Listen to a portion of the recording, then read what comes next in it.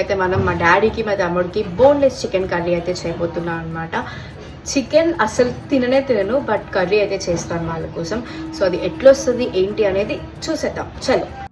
First tomato, cashew and green chilli మనం మంచిగా paste చేసేసేయాలి. తర్వాత కడాయిలో ఆయిల్ వేసి ఇక్కడ కనిపిస్తున్న మసాలాస్ అన్నీ మీరు వేసేసేయండి. తర్వాత ఆనియన్స్ వేసి, గ్రీన్ చిల్లీ వేసి, జింజర్ గార్లిక్ పేస్ట్ వేసి కొంచెం కుక్ చేసేయండి. దాని తర్వాత మన చికెన్ వేసేసి హై ఫ్లేమ్లో 3 minutes కుక్ చేయండి. దాని తర్వాత cumene powder, coriander powder, red chilli powder and Kashmiri red chilli powder వేయండి.